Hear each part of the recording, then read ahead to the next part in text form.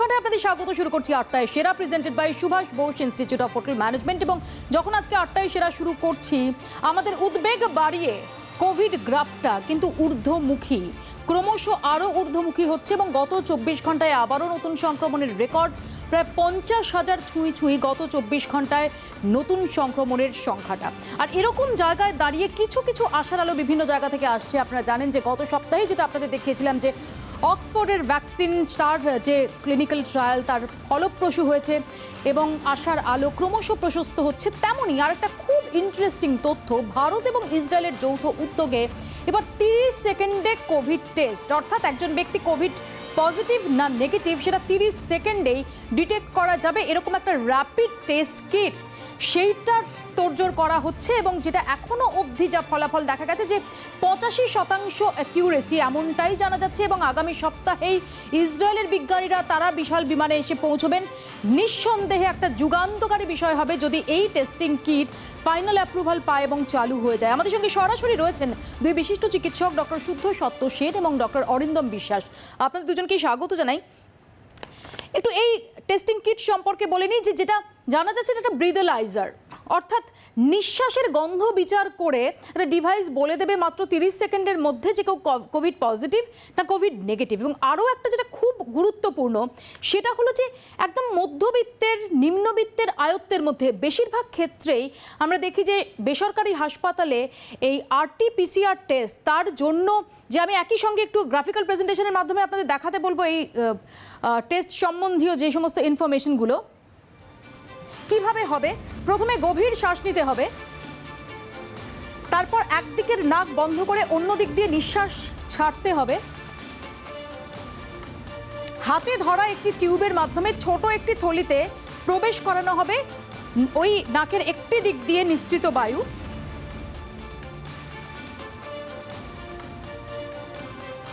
ওই থলিটিকে বলা হচ্ছে এয়ার ট্র্যাপ।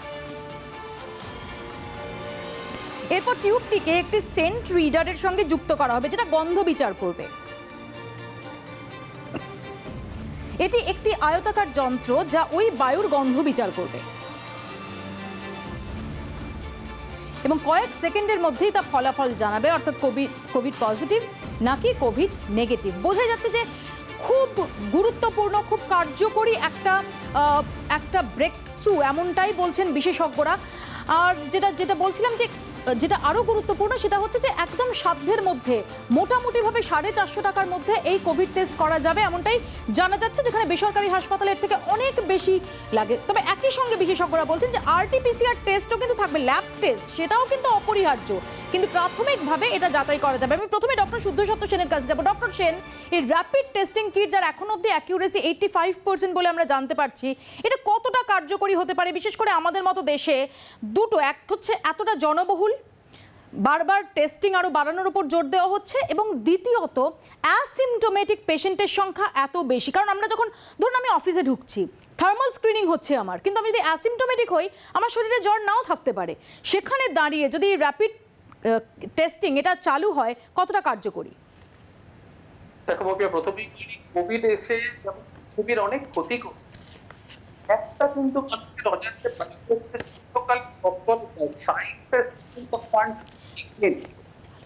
তাতে কি নতুন নতুন টেকনোলজি ডিভাইস, এই যে নতুন ডিভাইস বেরিয়েছে ন্যানোস্কেল ইসরায়েলি কোম্পানি, যারা ক্লেম করছে প্রায় 1000 ইসরায়েলি কোভিড পজিটিভ পেশেন্টের উপর তাদের ট্রায়াল হয়ে গেছে, যাতে দেখছে না 85% অ্যাকিউরেসিতে তারা বলতে পারছে যে পেশেন্ট কোভিড পজিটিভ নাকি নয়। কিন্তু যারা কোভিড পজিটিভ তাদেরকে ডক্টর সেন, আমি আসবো আপনার কাছে, আপনার একটু অডিও প্রবলেম হচ্ছে, আমি আপনার কাছে আসবো। আমি ডক্টর বিশ্বাসের কাছে শুরুতে চলে যাব, তারপর আমি ফিরবো ডক্টর সেনের কাছে। ডক্টর বিশ্বাস,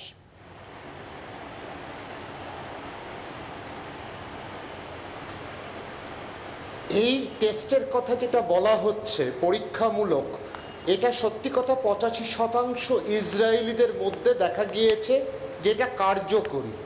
তবে সবার মধ্যে না, যারা আর্মড ফোর্সেসে আছে তাদের ক্ষেত্রে এই পরীক্ষাটা প্রয়োগ হয়েছে। তবে এই পরীক্ষার কথাটা একটা বলি, এটা ঘ্রাণের ওপর ভিত্তি করে, মানে আমরা যে শ্বাস প্রশ্বাসের মধ্যে যে ঘ্রাণের একটা পরিবর্তন হতে পারে যদি আমরা করোনা আক্রান্ত হই, সেই জায়গায় একটা আভাস দেবে যে এই মানুষটা হয়তো করোনা আক্রান্ত হয়েছে। তার যদি ধনাত্মক ফল হয় তখন কিন্তু আমরা তাকে RT-PCR এর মাধ্যমে সেটাকে কিন্তু নিশ্চিত করব। এইটা একটা প্রাথমিক পরীক্ষা। এই ঘ্রাণটা কে দেখে? একটা যখনই কোনো সেন্ট বা ঘ্রাণ তৈরি হয় তখন যে তড়িৎ প্রবাহ ওই মেশিনটার সাথে লাগানো থাকবে, সেই মেশিনটার তড়িৎ প্রবাহে যে একটা বাধা প্রাপ্ত হয়, যেটাকে আমরা ইলেকট্রিক্যাল রেজিস্ট্যান্স হয়, সেই রেজিস্ট্যান্সটা কিন্তু একটু পরিবর্তন ঘটবে বা বাধাপ্রাপ্তের যে মাত্রাটা একটু বাধাপ্রাপ্ত একটু অন্যরকম দেখাবে। তখনই আমরা বুঝবো যে এই মানুষটা হয়তো কোভিড রোগে আক্রান্ত হয়েছে। তো ইসরায়েলের সাথে ভারতবর্ষ এরকম অনেক পরীক্ষা করবে।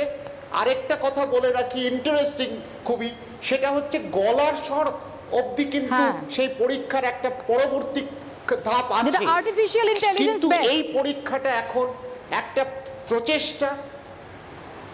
হ্যাঁ, একদমই। সুতরাং অনেক ধরনের পরীক্ষা হচ্ছে, কারণ নিরলস পরিশ্রম করছে বৈজ্ঞানিকরা। সেই ফলটা কতটা ধনাত্মক হবে, কতটা আগামী দিনে আমাদের এগিয়ে দেবে, আর কতটা আভাস দেবে করোনা রোগীর ক্ষেত্রে, সেটা দেখতে হবে। ভারতবর্ষের ক্ষেত্রে সেটা প্রযোজ্য হবে কিনা বা আমরা সাফল্য লাভ করব কিনা সেটা কিন্তু সময় অপেক্ষা।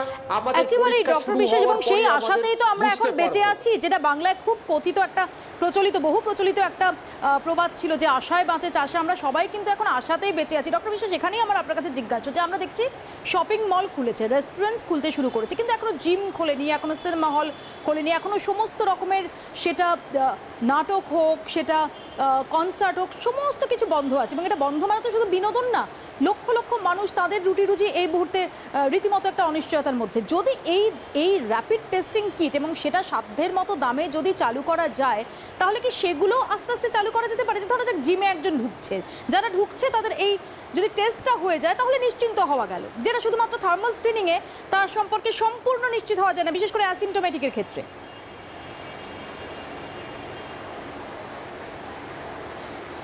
এই প্রচেষ্টাটাকে আমি স্বাগত জানাবো, কারণ সত্যি কথা, রুজি রোজগার অনেক মানুষের কিন্তু বন্ধ হয়ে গেছে, এটা বাস্তব। সেখানে অর্থ উপার্জনের ক্ষমতা অনেকের কমে গেছে, সেটাও একটা বাস্তব। তো আমরা শুধু বিনোদনের দিকটা না, আমরা যদি বাস্তবসম্মত একটা প্রচেষ্টা করতে পারি, এই যে ইসরায়েলের সাথে হাত মিলিয়ে নানান পদ্ধতিতে আর্টিফিশিয়াল ইন্টেলিজেন্স হোক, এই যে আমাদের ঘ্রাণ শক্তি ঘ্রাণকে ব্যবহার করে পরিবর্তনটা যদি আমরা লক্ষ্য করতে পারি বা করোনাকে ধরতে পারি, সেটা নিশ্চয়ই একটা ভালো পদক্ষেপ নেওয়া হবে। আরেকটা কথা বলে রাখি, আমাদের থার্মাল স্ক্রিনিং একটা ব্যাপার ছিল, সেখানে কিছু কিছু জায়গায় দুর্বলতা দেখিয়েছে এই মেশিনটি বা পদ্ধতিটা। সেই ক্ষেত্রে কিন্তু টেরাহার্টজ বলে এক ধরনের ওয়েভস ব্যবহার করে সেটাও কিন্তু ভারতবর্ষ ভাবনা চিন্তা করছে এবং ইসরায়েলের সাথে আলোচনায় আছে বা বিভিন্ন দেশের সাথে আলোচনায় আছে যে এই মাধ্যমকে ব্যবহার করা যায় কিনা। কারণ যেখানে অনেক মানুষের জনসমাগম, সেইখানেই কিন্তু এই পরীক্ষাগুলো ব্যবস্থা করা যেতে পারে, পরীক্ষাগুলো প্রয়োগ করা যেতে পারে। তারপরে দেখা যাবে যে ডক্টর সেনের কাছে আসবো, যে ডক্টর সেন, যে এর পাশাপাশি আর্টিফিশিয়াল ইন্টেলিজেন্স বেসড যে ভয়েস টেস্টের ব্যাপারে ভাবনা চিন্তা করা হচ্ছে, আইসোথার্মাল টেস্টিং এর ব্যাপারে ভাবনা চিন্তা করা হচ্ছে, পলিঅ্যামিনো অ্যাসিড সেটার ওপর ভিত্তি করে ডিটেকশনের একটা প্রয়াস। এই সার্বিক যে প্রয়াসগুলো, এটা কতটা ইম্পর্টেন্ট? একটু আগে ডক্টর বিশ্বাস যেটা বলছিলেন, যে যেহেতু আমরা জানি যে একটা বড় অংশ অ্যাসিমটোমেটিক, আর আশঙ্কার জায়গা হচ্ছে অ্যাসিমটোমেটিক যারা, তারা ঘুরে বেড়াচ্ছেন, কেউ আমরা বুঝতে পারছি না, তারাও বুঝতে পারছে না। আমি এই মুহূর্তে জানি না যে আমি আদৌ কোভিড পজিটিভ কিনা, সেখানে দাঁড়িয়ে র্যাপিড টেস্টিং কতটা কার্যকরী হতে পারে? ডক্টর বিশ্বাস খুব ভালোভাবেই বলেছেন যে ঘ্রাণের বেস করে যে টেস্টটা শুরু হচ্ছে, যদি এটা কার্যকর হয় তাহলে অ্যাকচুয়ালি মাস স্ক্রিনিং এ খুব সুবিধা হবে। তো ধরুন যেখানে বড় কনসার্ট হচ্ছে, এভিয়েশন ইন্ডাস্ট্রি, যেখানে অনেক বেশি লোক জমায়েত হতে চলেছে, মলস বলুন, যে কোনো সমাবেশ বলুন, সেখানে যদি মাস স্ক্রিনিং করা সম্ভব হয় তাহলে জানা যাবে যে কারা পজিটিভ কারা নেগেটিভ। অ্যাকর্ডিংলি তাদেরকে একটা চিহ্নিত করে, এবার যারা পজিটিভ তাদেরকে ফার্দার টেস্টের জন্য পাঠানো হলো। RT-PCR এ পজিটিভ আসলে accordingly isolate, contact tracing as well as treatment. তো সেই হিসেবে ডেফিনেটলি এগুলো খুব ভালো, তবে আমরা ফিউচারে বুঝতে পারবো এগুলো কোন দিকে যাচ্ছে, ভারতে অ্যাপ্লিকেবল হবে কিনা এবং ভারতের জন্য সেটা খুব কাজদায়ক হবে কিনা। যদি হয় এই প্রাইসে, I think it is a very welcome sign. আমি আসবো এই প্রসঙ্গে আলোচনা, এবং যেটা ডক্টর সেনও বললেন যে এই প্রাইসে অর্থাৎ সাধ্যের মধ্যে থাকাটা সেটা খুব জরুরি। এখনো অবধি যে তথ্য আমরা পাচ্ছি যে এই র্যাপিড টেস্টিং কিট সেটা সাধ্যের মধ্যেই থাকবে, যেটা আমি আগেও বললাম যে মোটামুটি 450 টাকার মধ্যে এই টেস্টিং কিট অ্যাভেলেবেল হবে এমনটাই আশা করা হচ্ছে। ছোট্ট একটা বিরতির পর এই প্রসঙ্গে ফিরছি, আরও বিস্তারিত আপনাদের জানাবো, দেখতে থাকুন 8টায় সেরা।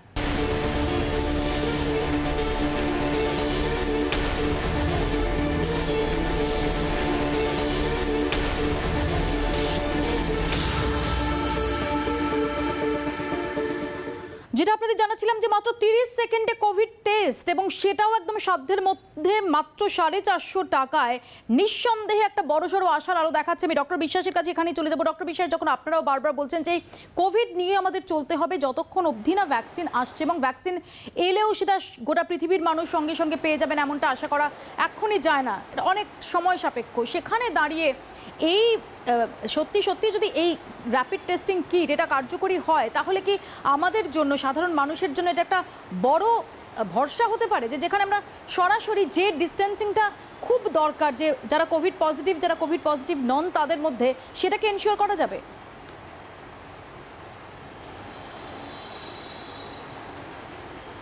দেখুন, একটা কথা, ভারতবর্ষের জনসংখ্যার হিসেবে সব মানুষের ক্ষমতা নেই বা আর্থিক শক্তি নেই যে 3000 টাকার পিসিআর কথায় কথায় করানো।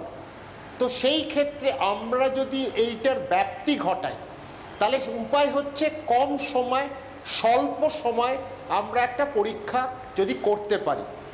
যদি এই ব্রেথ অ্যানালাইজিং টেস্ট বা ঘ্রাণের ওপর ভিত্তি করে যদি এই পরীক্ষা 30 সেকেন্ড থেকে 1 মিনিট এর মধ্যে যদি আমরা করতে পারি, এটা একটা বড়, কিন্তু আমাদের মানে দৃষ্টি আকর্ষণ শুধু করবে না, এটা একটা বড় জায়গায় আমাদের নিয়ে যাবে এবং অনেকটা কাজটা সরলীকরণ করবে। আমরা উপসর্গবিহীন যারা, তারাও পরীক্ষাটা করাতে পারবে, উপসর্গ নিয়ে যারা আছে তারাও করাতে পারবে। যদি ধনাত্মক ফল আসে তখন আমরা তাদেরকে আরটিপিসিআর করাতে পারবো। তাতে কি হবে, আমরা ভালো করে স্ক্রিন করতে পারবো, আমরা ধাপে ধাপে ধাপে তাদেরকে কিন্তু আমরা বলে দিতে পারবো কার পরীক্ষাটা দরকার নিশ্চিতভাবে। সুতরাং ভারতের জনসংখ্যার নিরিখে এই পরীক্ষাটা একটা বড় দিক কিন্তু দেখাবে, দিশা দেখাবে। কিন্তু একই সাথে বলবো, এই মুহূর্তে প্রফুল্ল বা উৎফুল্ল হওয়ারও কারণ নেই, কারণ ভারতে এখনো শুরু করতে পারেনি বা প্রমাণিত হয়নি যে এই পরীক্ষা কতটা সফল হয়েছে। সুতরাং অপেক্ষা করতে হবে আমাদের। সহনশীলতা আমাদের এমনি ভাইরাস শিখিয়েছে, আরেকটু সহনশীলতার পরিচয় দেখাতে হবে। তাহলে মনে হয় আমরা আগামী দিন অনেকটা লাভবান হব। এই পরীক্ষা লাভবান হোক, চিকিৎসক হিসেবে আমিও চাইব। আমি ডক্টর সেনের কাছে এখানে যাবো। ডক্টর সেন, যে পেশেন্সের কথা ডক্টর বিশ্বাস বললেন, ঠিকই, আমরা সবাই তো ধৈর্যের পরীক্ষা দিচ্ছি, আপনারা দিচ্ছেন, আমরা দিচ্ছি, কিন্তু আমরা যারা লেম্যান, সাধারণ মানুষ, তারা প্রথম যে কোনো বিষয়ের ক্ষেত্রে, সেটা ভ্যাকসিন হোক বা টেস্টিং কিট, প্রথম যেটা কবে কবে, এটা আমাদের মনের মধ্যে একদম লাফিয়ে ওঠে এই প্রশ্নটা। তো সামনের সপ্তাহতেই আমরা শুনছি যে স্পেশাল ফ্লাইট আসবে ইসরায়েল থেকে ওখানকার বিজ্ঞানীদের নিয়ে। কবে নাগাদ আশা করতে, আমি শিওর যে আমাদের দর্শকরা, তাদের মনের মধ্যে একটা প্রশ্নে ঘুরে ফিরে বেড়াচ্ছে যে কবে। দেখো, আরটিপিসিআর যখন এসেছিল তখন তারও কিছু প্রবলেমস বেরিয়েছিল, ট্রুন্যাট আসলো, অক্সিমিটার নিয়ে অনেক লাফালাফি হলো, এখন এইটা নিয়েও অনেক লাফালাফি হবে। আশা করছি এটা যদি ভালো কাজ করে, ডক্টর বিশ্বাস খুব ভালোভাবে বলেছে যে আমাদের দেশের যা সংখ্যা, জনসংখ্যা, তাতে এটা একটা খুব বেনিফিশিয়াল টেস্ট। কিন্তু সেটা আমাদের দেশে যখন চালু হবে না, তার রেট্রোস্পেক্টিভ একটা সমীক্ষা হবে যে অ্যাকচুয়ালি কি আমরা সব ধরতে পারছি নাকি কিছু মিস করছি। কারণ ফলস নেগেটিভ বা ফলস পজিটিভ মানে নেই আছে ধরা পড়লো বা আছে নেই ধরা পড়লো, এই দুটো কিন্তু খুব ডেঞ্জারাস, কারণ তাদেরকে ছেড়ে দেওয়া হচ্ছে। বাট আমি এটাই বলবো যে ইসরায়েল ডিফেন্স এন্ড টেকনোলজিতে ভীষণ অ্যাডভান্সড। আমাদের দেশ যখন, মানে ডক্টর সেন, আমি শুধু অ্যাড করবো যে আরটিপিসিআর এর ক্ষেত্রে আজকে যে ঘটনা আমাদের সামনে এসেছে, খুব আনফরচুনেট যে লালবাজারের একজন ইন্সপেক্টর, তার প্রথম দুটো টেস্ট নেগেটিভ এসেছিল, তার মৃত্যু হয়েছে, এবং তার থার্ড টেস্টটা সেটা পজিটিভ এসেছে। একদম এরকম হচ্ছে, হয় না তা না। সেই জন্য আমি বলবো যে ডক্টর বিশ্বাস যেটা বলেছেন খুব ভালো কথা, আমরা এটার দিকে তাকিয়ে থাকি, এটাকে আমরা ট্রাই করি, এটাকে সমীক্ষা করি, এটা ট্রায়ালে দেখি, আবার ট্রায়াল এন্ড এররে কোন দিকে যাচ্ছে। যদি সাকসেসফুল হয়, এর থেকে ভালো খবর কিছু নেই।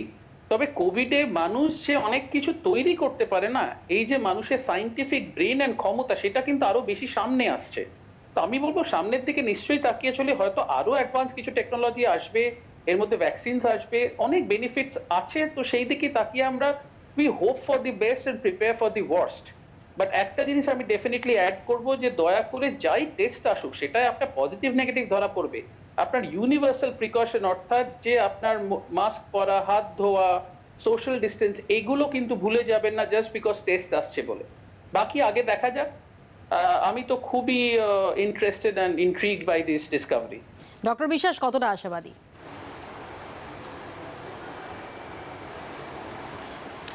দেখুন, মানে কি আশায় বাঁধি খেলাঘর, তো তো আমরা একটা খেলাঘরই তৈরি করেছি।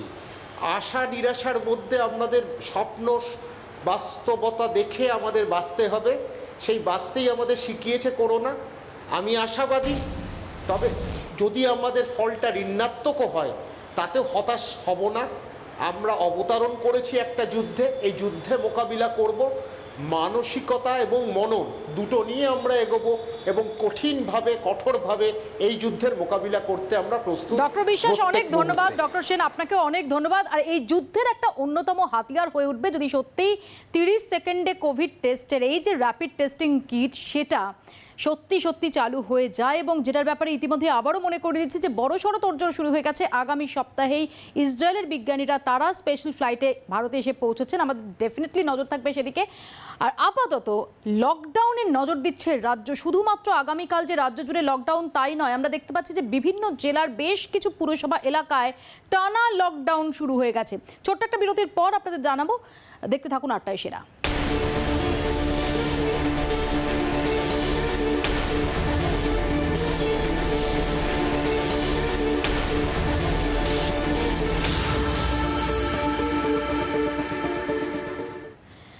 করোনা সংক্রমণ রুখতে সপ্তাহে 2 দিন লকডাউনের সিদ্ধান্ত নিয়েছে সরকার। আপনারা জানেন গতকাল লকডাউন হয়েছে রাজ্য জুড়ে, আগামীকাল আবারও রাজ্য জুড়ে লকডাউন। এছাড়াও জেলায় জেলায় বিক্ষিপ্তভাবে করা লকডাউনের পথে প্রশাসন। বাঁকুড়া জেলার 3 পুরসভা এলাকায় লকডাউনের সিদ্ধান্ত নেওয়া হয়েছে। বাঁকুড়া, সোনামুখী এবং বিষ্ণুপুরে আগামী 26শে জুলাই বিকেল 5টা থেকে 30শে জুলাই বিকেল 5টা পর্যন্ত সম্পূর্ণ লকডাউন ঘোষণা হয়েছে। আগামীকাল থেকে ফের নতুন করে কালনা পুর এলাকায় লকডাউন শুরু হচ্ছে। বীরভূমের 6টি পুরসভায় আজ থেকে লকডাউন শুরু হয়েছে। সময়সীমা বাড়িয়ে সেই লকডাউন আরও করা হয়েছে। জলপাইগুড়িতে 19 তারিখ থেকে লকডাউন চলছে। দ্বিতীয় দফার এই লকডাউন 26শে জুলাই পর্যন্ত হবে। পূর্ব মেদিনীপুরে কাঁথিপুর এলাকায় 20 তারিখ থেকে লকডাউন চলছে। লকডাউন চলবে 29 তারিখ পর্যন্ত। এছাড়াও এগরাও তমলুকের লকডাউন চলছে। আরামবাগে 20 তারিখ থেকে লকডাউন চলছে। 27শে জুলাই পর্যন্ত লকডাউন চলবে আরামবাগে। রায়গঞ্জেও দ্বিতীয় দফায় লকডাউন চলছে। উত্তর দিনাজপুরের কালিয়াগঞ্জ, ডালখোলা, ইসলামপুরেও 26 তারিখ পর্যন্ত লকডাউন চলবে। শিলিগুড়ি পুর এলাকার 47টি ওয়ার্ডে লকডাউন চলছে। পূর্ব বর্ধমানের বর্ধমান শহরে 22 থেকে 29শে জুলাই পুরো লকডাউন। হাওড়া গ্রামীণ উদয়নারায়ণপুর পুরো লকডাউন 10 তারিখ থেকে 26 তারিখ পর্যন্ত। উত্তর 24 পরগনার নৈহাটি, ব্যারাকপুর, বরানগর ছাড়াও কামারহাটি পুরো এলাকাতেও 30 তারিখ পর্যন্ত লকডাউন চলবে। আমাদের সঙ্গে সরাসরি রয়েছেন বিশিষ্ট চিকিৎসক ডক্টর সুবর্ণ গোস্বামী এবং আমাদের সঙ্গে রয়েছেন আমাদের প্রতিনিধি সুতপা সেন। আমি প্রথমে সুতপার কাছে সরাসরি চলে যাব। সুতপা আমাদের সঙ্গে রয়েছেন। সুতপা, আমরা তো দেখেছি যে সার্বিকভাবে কেন্দ্রীয়ভাবে অর্থাৎ রাজ্য প্রশাসনের তরফ থেকে রাজ্য জুড়ে 2 দিন লকডাউনের সিদ্ধান্ত সেটা ঘোষণা করা হয়েছে। গতকাল আমরা দেখেছি, আগামীকালও। তার পাশাপাশি যে বিভিন্ন জায়গায় কোথাও পুরসভা এলাকা ধরে কোথাও নির্দিষ্ট কিছু জায়গায় এই যে বিক্ষিপ্ত লকডাউন, এটাও কি এই যে বড় প্ল্যানটা তারই একটা পার্ট?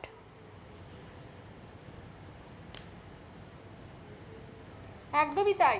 দেখো মৌপিয়া, তুমি জানো, তোমার মনে থাকবে যে যখন রাজ্য সরকার এই সিদ্ধান্ত নিল এবং রাজ্যের স্বরাষ্ট্র সচিব আলাপন বন্দ্যোপাধ্যায় যখন জানালেন, তখন কিন্তু একটা বিষয় পরিষ্কারভাবেই আমাদের নবান্ন থেকে বলা হয়েছিল যে জেলাগুলোতে জেলা শাসকদেরকে তাদেরকে নির্দেশ দেওয়া হয়েছে যে তারা যদি প্রয়োজন মনে করেন জেলার কোনো জায়গায় যেখানে লকডাউন করা প্রয়োজন তারা সেটা করতে পারেন।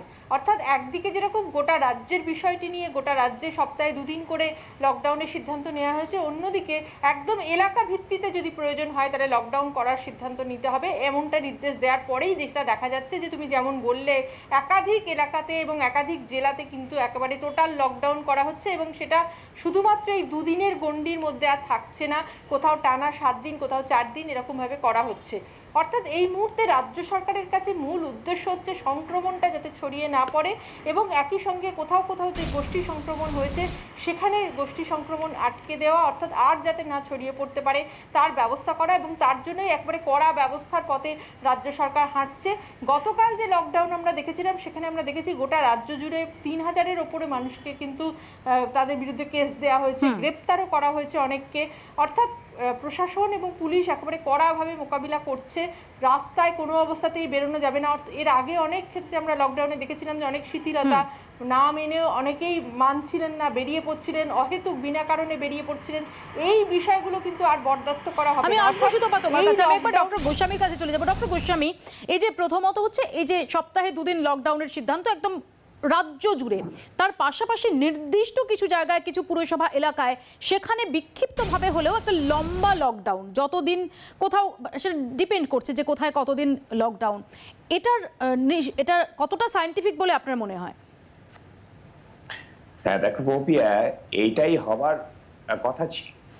সারা দেশ জুড়ে একটা অপরিকল্পিত লকডাউন হঠাৎ করে জারি না করে দিয়ে, তখনও আমরা বলছিলাম যে যে জায়গাগুলিতে, যে শহরগুলিতে বেশি মাত্রায় কেস ধরা পড়ছে সেই জায়গাগুলিতে লকডাউন করা।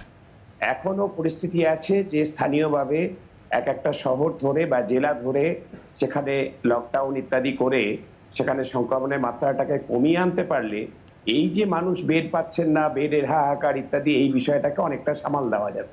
স্বাস্থ্য ব্যবস্থায় যত বেড আছে, পরিকাঠামো আছে, সেই তুলনায় পেশেন্ট যদি বেড়ে যায় তাহলে স্বাস্থ্য ব্যবস্থা ডিলিউজড হয়ে যাবে, পেশেন্ট প্রচুর রোগী প্লাবিত করবে হাসপাতালগুলোকে, তাহলে পরিষেবা দেওয়া যাবে না।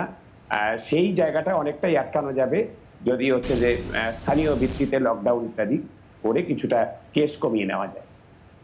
তো একদিকে যখন আমরা এই তৎপরতা দেখছি, এবং যেটা একটু আগে সুতপাও বলছিল, আমরা গতকাল আপনাদের দেখিয়েছি যে গতকাল একদম শুরুতে যখন লকডাউন শুরু হয় তখন প্রশাসনকে যে মুডে দেখা গিয়েছিল ঠিক সেই মুডেই দেখা গেল, এবং কালকে স্ট্রিক্ট লকডাউন, কিন্তু সেই লকডাউনের 24 ঘন্টার মধ্যেই বদলে গেল চিত্রটা। যেখানে আশা করা হচ্ছিল যে যারা নিয়ম মেনে লকডাউন পালন করলেন, কিছু ব্যতিক্রম ছাড়া কিন্তু মোটামুটি মানুষও গতকাল লকডাউনে তারা সাড়া দিয়েছেন। আজকে দেখা গেল তাদের একটা বড় অংশ তারা নেমে পড়লেন বাজারে। জেলার বিভিন্ন প্রান্তে দেখা গেল এমনই ছবি, ঠাসাঠাসি গাদাগাদি হুড়োহুড়ির পুরনো ছবিটা ফিরল বারাসাতের বিভিন্ন বাজারে। শনিবার থেকে 7 দিনের পুরো লকডাউন পুরসভার 35 নম্বর ওয়ার্ডে, আর তাই আগে ভাগে রসদ জোগাড়ের তাগিদে পালে পালে মানুষ ভিড় করলেন বাজারগুলিতে। একই ছবি দক্ষিণ দিনাজপুরে, এখানে অবশ্য টানা লকডাউন নয়, তবুও থলে হাতে বাজারে ভিড় করার লোকের অভাব নেই। বাজার খুলতেই উপচে পড়া ভিড়, নিয়মবিধি মানছেন না কেউ, অগত্যা মাঠে নামতে হয়েছে প্রশাসনকে।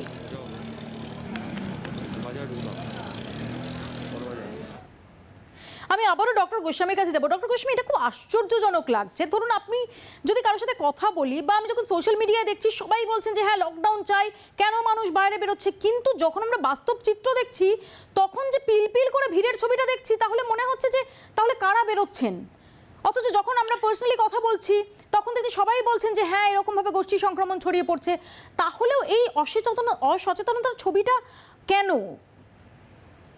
হ্যাঁ, এইটা দেখো মৌপিয়া, এই ধরনের একটা প্যান্ডেমিক নিয়ন্ত্রণ করতে গেলে প্রত্যেকের কিছু করণীয় কর্তব্য আছে। সরকারের যেমন কিছু করণীয় কর্তব্য আছে, প্রত্যেক ইন্ডিভিজুয়াল মানুষ, ব্যক্তি মানুষের কর্তব্য আছে, আবার সমষ্টি হিসাবে অর্থাৎ কমিউনিটি হিসাবে তার কিছু করণীয় কর্তব্য আছে।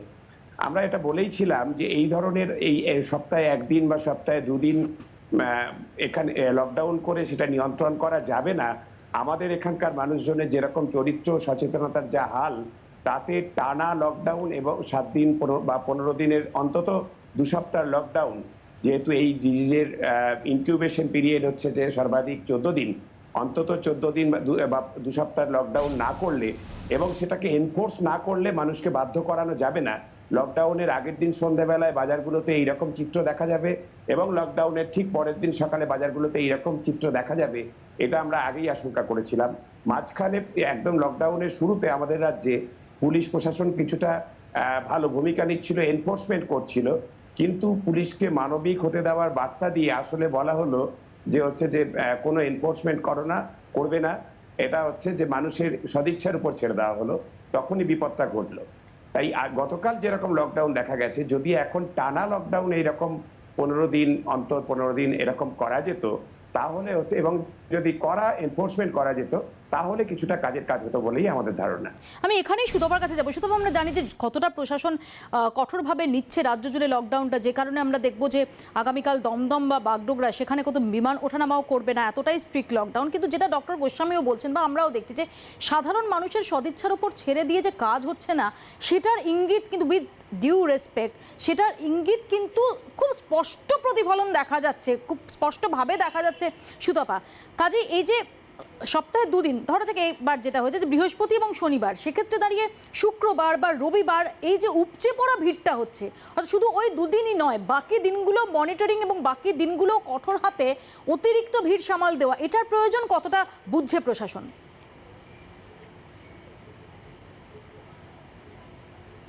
দেখো, তোমাকে এই তুমি যে প্রসঙ্গটা বললে তার পরিপ্রেক্ষিতেই আমি রাজ্যের মুখ্য সচিব রাজীব সিনহার একটা বক্তব্য বলি। গতকালই আমরা ওনাকে জিজ্ঞাসা করেছিলাম, এবং যেহেতু অনেকেই এরকম বলছেন যে টানা লকডাউন করলে ভালো হতো, অথবা এরকম একদিন গ্যাপ দিয়ে কেন শুক্র শনি রবি 3 দিন পর নয়, এবং 4 দিন ওয়ার্কিং ডে থাকলো, 3 দিন পর লকডাউন নয়, এরমটা কেন করা হচ্ছে না? এই পরিপ্রেক্ষিতে যেটা প্রশাসন মনে করছে যে দুটো দিক তাদেরকে দেখতে হচ্ছে। তাদের উপরে একটা অসম্ভব চাপ রয়েছে আর্থিক দিক থেকে, কারণ প্রচুর মানুষ তাদের রুটি রুজি জড়িয়ে রয়েছে। টানা 15 দিন ছুটি দিয়ে দিলে বা লকডাউন করে দিলে পরে আর্থিকভাবে অনেকেই ক্ষতিগ্রস্ত হবেন, এবং সেটা তারা, সেই চাপটা কিন্তু প্রশাসনের উপর রয়েছে।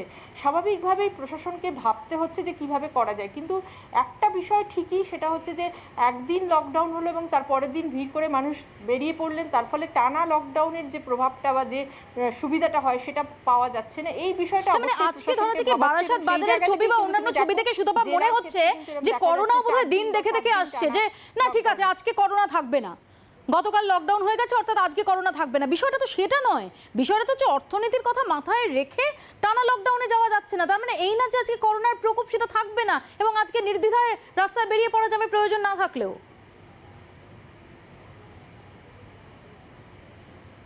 একদমই তাই। এটা বারবারই কিন্তু প্রশাসনের তরফ থেকে বলা হচ্ছে যে মানুষ যদি না বোঝে, তারা যদি ঠিক মতো সিদ্ধান্ত না নেয় যে না আমার প্রয়োজন ছাড়া আমি বেরোবো না, অথবা আমি এমনভাবে যাব যেখানে সোশ্যাল ডিস্টেন্সিংটা মেনটেন করব, এই বিষয়টা যদি সত্যি সাধারণ মানুষ না বোঝে, কড়া হাতে মোকাবিলা করেই বা কতটা এটা আটকানো যাবে? একদমই। শুধু আমি সব শেষে শুধু খুব সংক্ষেপে ডক্টর গোস্বামীর কাছে আসবে যে ডক্টর গোস্বামী, তাহলে রেমেডিটা কি? কারণ অর্থনীতির কথা মাথায় রেখে এই মুহূর্তে অন্তত টানা লকডাউনের কথা ভাবতে পারছে না প্রশাসন। আবার আমরা দেখতে পাচ্ছি যে সপ্তাহে 2 দিন লকডাউন হলে বাকি দিনগুলোতে যেন আরো উৎসাহে মানুষ, এক শ্রেণীর মানুষ, আমি সবার কথা বলছি না, এক শ্রেণীর মানুষ আরো উৎসাহে রাস্তায় নেমে পড়ছেন। দেখুন, সরকারকে সুদূর প্রসারী ভাবতে হবে। আজকে অর্থনীতির কথা ভেবে, আর্থিক দুরবস্থার কথা ভেবে এই লকডাউন যদি আমরা বা যা নিয়ম করা উচিত, যা করণীয়, সেগুলো যদি না করি, তাহলে কিন্তু আগামী 1 মাস 2 মাস পরে প্যান্ডেমিক যে জায়গায় পৌঁছাবে, তখন অর্থনীতি কেন, অর্থনীতি সমাজ পুরোটাই ভেঙে পড়ার একটা আশঙ্কা এই প্যান্ডেমিকে অনেক দেশের এই পরিস্থিতি হয়েছে।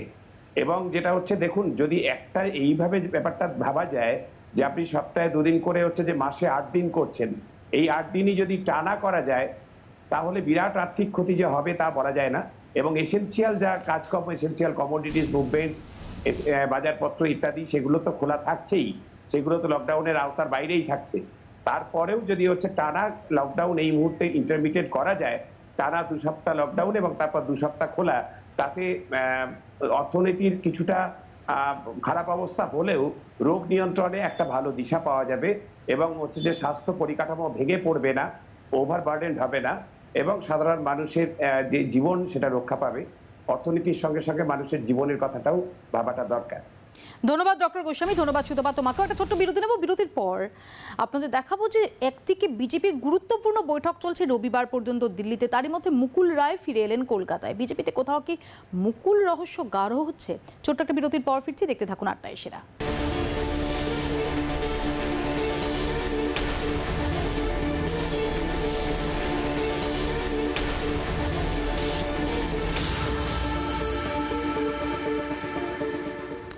বাংলার ভোট নিয়ে দিল্লিতে বিজেপির বৈঠক চলছে, তার মাঝপথে মুকুল রায় কলকাতায় ফিরে এলেন। তৈরি হয়েছে নানা জল্পনা, তবে দমদম বিমানবন্দরে নেমে মুকুল সেই সব উড়িয়ে দিলেন। কি বলছেন মুকুল রায়, শুনুন।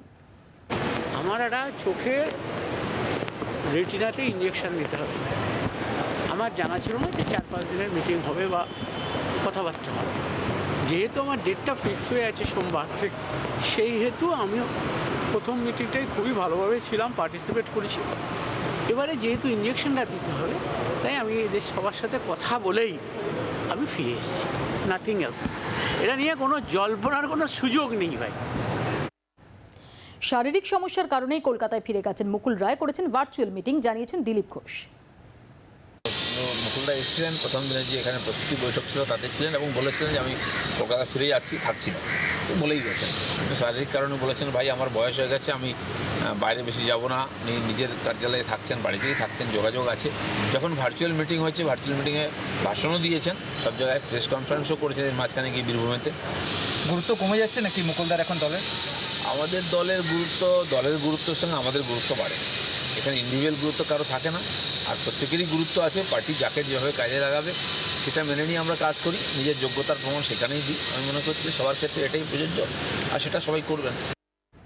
সরাসরি চলে যাব, অঞ্জন রায় আমাদের সঙ্গে রয়েছেন। অঞ্জন, জল্পনা উড়িয়ে দিচ্ছেন মুকুল রায়, জল্পনা উড়িয়ে দিচ্ছেন দিলীপ ঘোষ। জল্পনা কি উড়ে যাচ্ছে নাকি আরও কোনো জল্পনা দানা বাঁধছে? দেখো মৌপিয়া, আমি তোমাকে শেষ দিলীপ ঘোষের যে বক্তব্য তার শেষটুকু তোমাকে ধরেই যদি বলি যে যোগ্যতা যার থাকবে সেই দলে থাকবে এবং সে সম্মান পাবে, অর্থাৎ পরিষ্কার একটা ইঙ্গিত দিয়ে যাচ্ছেন কিন্তু মুকুল রায়ের প্রতি দিলীপ ঘোষ। একটা ঘটনা যে মুকুল রায়ের সঙ্গে দিলীপ ঘোষের বিতর্ক চলছিল, রাজ্য অফিস যাওয়া ছেড়ে দিয়েছিলেন। এটা কি বাস্তব যে 5 দিনের মিটিং চলছে, মুকুল রায়ের মতন এই গুরুত্বপূর্ণ নেতা সর্বভারতীয় পোস্ট পেয়েছেন, তিনি জানেন না যে এতদিন মিটিং চলবে? এটা কি মেনে নেওয়া যায়? বিরোধ চলছিল, সেই বিরোধ প্রথম দিনের মিটিংয়েই ব্যাপকভাবে প্রকাশ্যে চলে আসে দিলীপ ঘোষ এবং মুকুল রায়ের মধ্যে বিতর্ক কেন্দ্র করে। এখন এটাকে নিয়ে নানা রকম জল্পনা চলছে। কেউ সংক্ষেপে শুধু জানার চেষ্টা করব যে কত আসন পেতে পারে আজকে ভোট হলে, কত আসন পেতে পারে বিজেপি, সেই সংক্রান্ত কোনো মতবিরোধ কি হতে পারে?